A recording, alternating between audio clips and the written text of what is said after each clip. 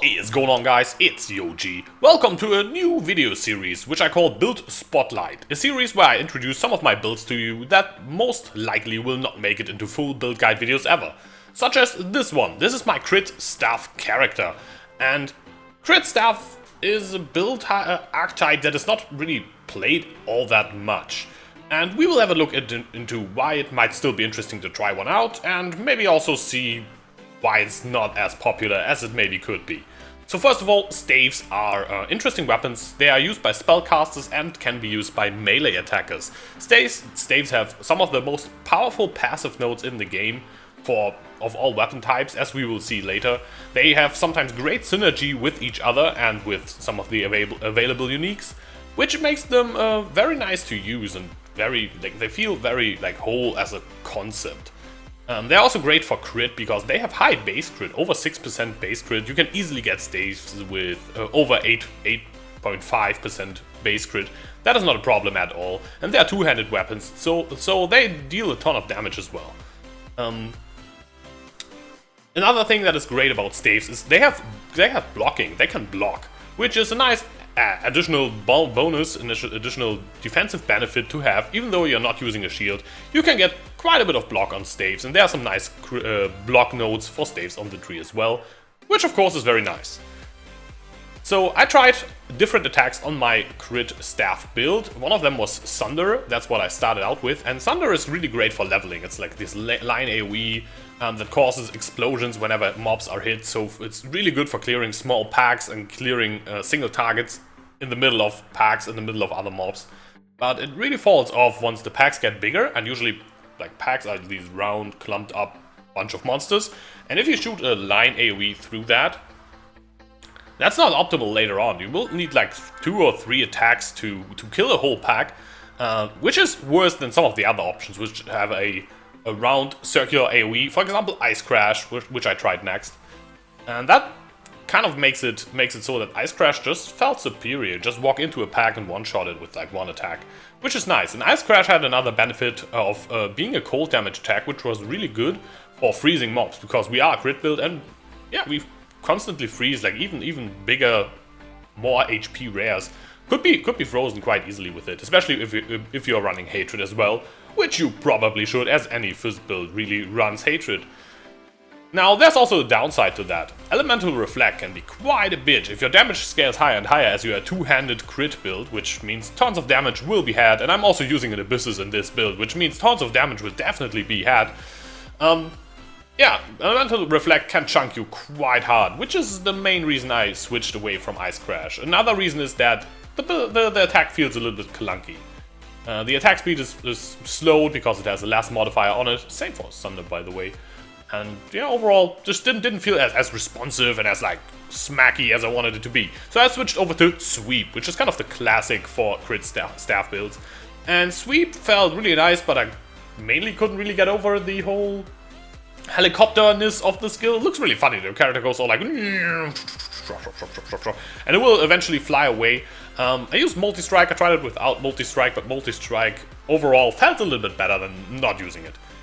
Another thing that is nice about Sweep is some of the synergy you get from knocking enemies away, which will lead to charge generation with, for example, Hedgie's Error and other stuffs, which is nice.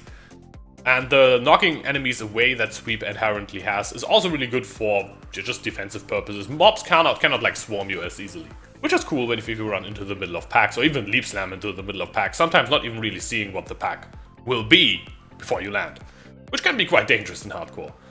And yeah, the last skill I'm using right now that probably won the whole thing is Earthquake. Earthquake is just really good.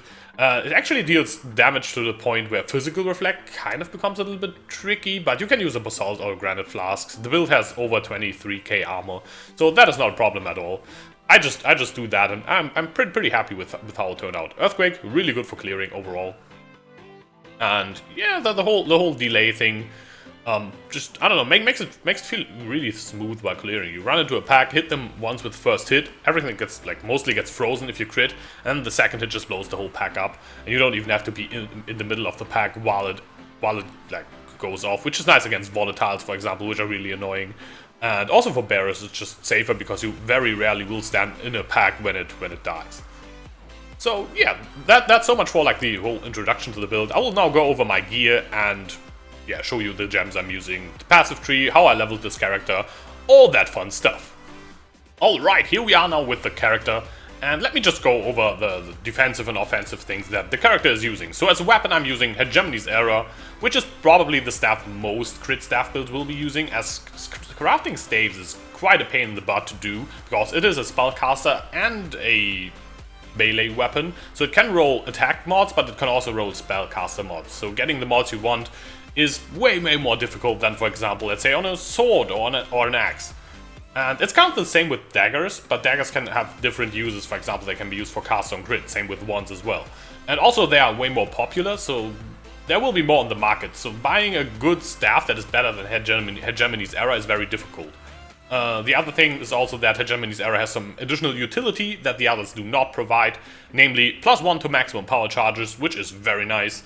And the other thing is 10% chance to gain a power charge when you knock back an enemy, which synergizes nicely with some of the passives on the passive tree that staves have, which grant you knockback on melee critical strike. So you knock back things all the damn time, get power charges for free. I don't need any other form of power charge generation, and I do fine in maps, sustaining my 5 power charges.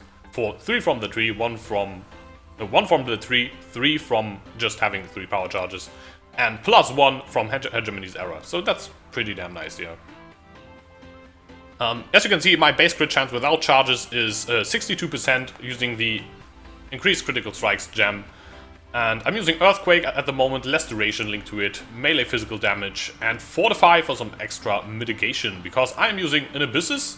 I made sure I got one with 40% increased physical damage taken, which is the minimum roll, and over 200% increased critical strike multiplier for melee.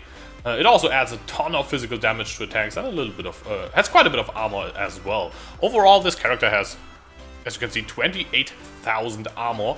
I'm running Determination, that's how I achieve that much armor, as well as Hatred for offense. And I have a 2,000 armor chest piece, got some solid boots. They have move speed. Move speed is nice to have. It's res. Nothing special really. It's like 228 armor, 300 armor gloves. They have some accuracy on, which is kind of nice to have, but not really that needed on this level. The character is only level 82. I got some crit rings without any other useful stats really. You could easily get like weapon elemental damage and other nice things on this. Physical damage as well. But those are just very basic rings at the moment, and the gear needs to be upgraded at some point once I get to higher levels and higher maps. Some crit multi, crit chance on the amulet, some life, not even all that much, and some dexterity to fix my stat requirements. Another thing is that this amulet has 0.32% physical damage leached as mana, and that is all I need for mana sustain on this build. That is how I sustain my mana, this one roll there. So as long as you get one of these rolls on any piece of gear, you should be fine, because that worked for me, and it worked with Sunder, worked with Ice Crash, even worked with multi-striking sweep, so I don't think there should be any problems. Even with faster attack sweep, it worked perfectly fine.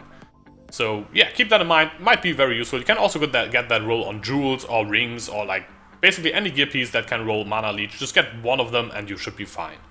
So you don't need to take that on the passive tree. Talking about passive trees, epic segue. First of all, we are a Juggernaut. That is the main reason right here. Undeniable is why I'm a Juggernaut. 1000 accuracy is huge, because accuracy is pretty hard to come by on the left side of the passive tree, because we don't get a ton of dex, which would be free accuracy. I also cannot be stunned, and my body armor is doubled, which is a check.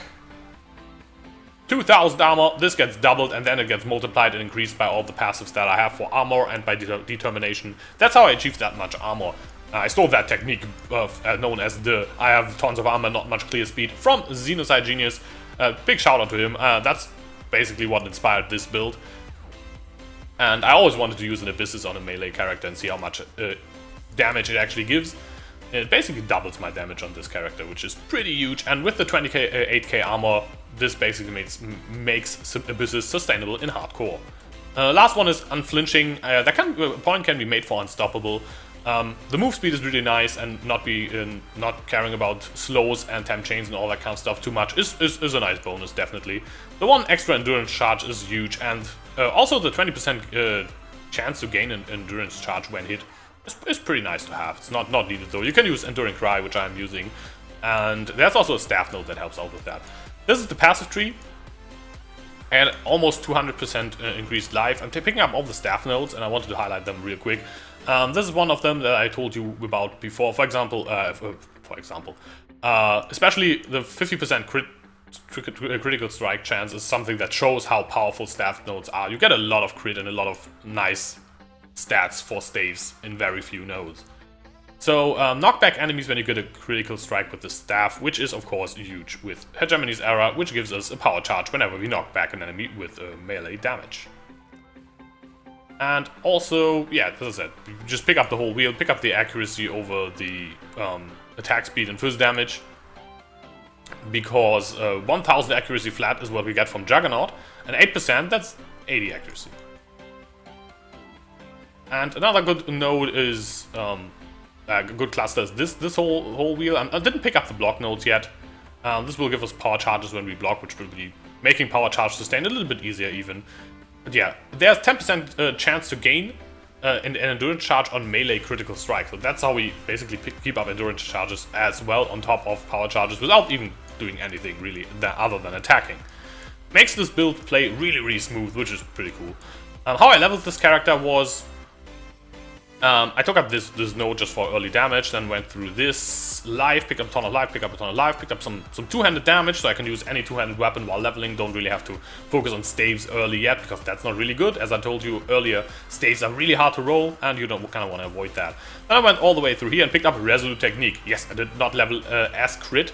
I switched over to crit at level 50 once I got these nodes, this cluster, and this all picked up. But you can even switch later if you want to. You just can use a Joffrey's Baptism and whatever other like RT weapon you want to use. So use an axe, use a mace, and you should be fine till like level 68, 70 even if you want to. And then you can switch to staves once you can equip Hegemony's Era, which is a level 68 weapon. So that's when I think you can should latest switch, because that's basically what you need. I pick up these aura nodes to be able to run my auras, and everything else is just live endurance charges. I got 7 endurance charges, including the unflinching Juggernaut passive. Got some regen, got some AoE. Pick up these because percentage accuracy from precision and from versatility is really nice once you get so much flat accuracy. That's 200 accuracy each right here. 300 if you count these as well. That's 4 points for 600 accuracy. I think that's pretty damn good. And yeah, that is the build. If you have any questions, feel free to leave a comment below. I'll put the passive tree, bandits, all that jazz into the video description, as well as a link to my profile if you want to check out my gear by yourself. If you have any feedback for this series, please leave it in the comments as well. Yeah, subscribe if you haven't already. I'm Yoji, and I'll see you soon.